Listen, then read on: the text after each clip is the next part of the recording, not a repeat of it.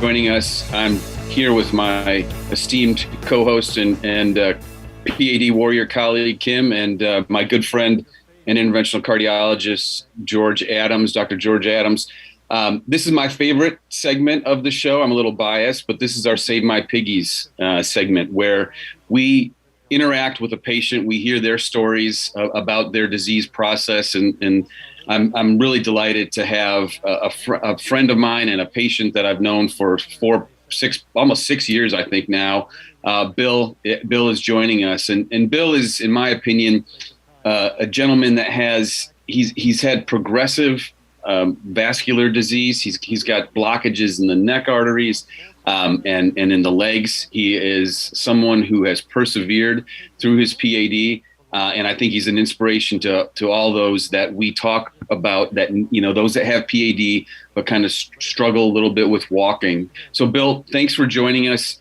Can you just start off by sharing your journey with respect to your vascular disease, where it initially started and how you got actually to come see me, 4 or 5 years ago?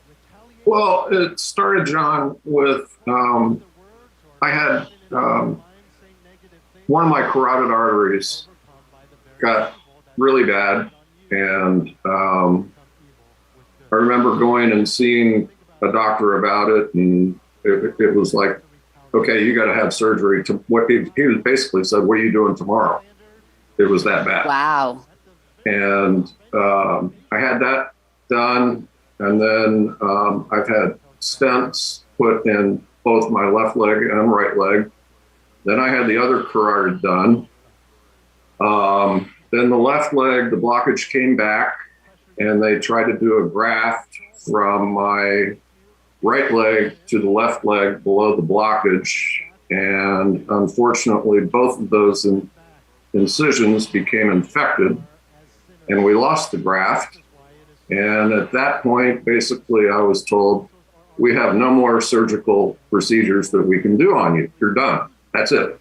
It's over. But there's so many people, I'm going to stop you there, at that point that will give up and say, I trust my doctor because I like them. They're at a big name facility. What was the catalyst for you that sparked you to say, hey, you know what? I'm not giving up. There has to be something else out there for me.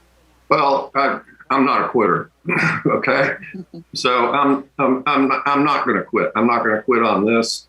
I will tell you that my mother had terrible P.A.D., and it was part of her demise at the end.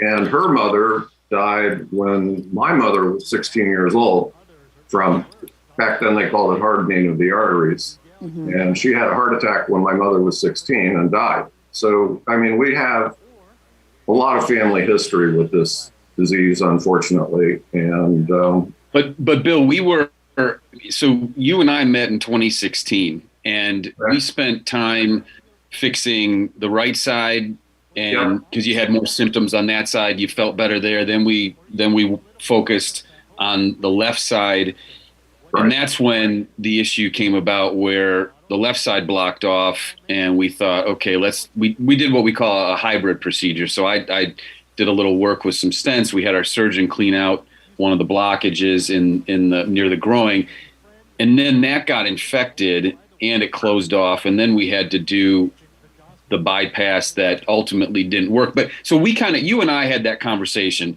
We exhausted, I think, durable and appropriate repairs for you, whether it be surgical or stents, but your legs were blocked up and you were still having issues, and you were having a hard time walking. And I remember being in the office, and this was like in 2020, where you were frustrated, definitely. And we had that heart to heart about like, hey, let's start walking, and you just kind of kept walking, and that's where, you really inspired me that you can do this, right? Well, my program started, basically, I don't know if you can see it behind me, but my treadmill is right behind me.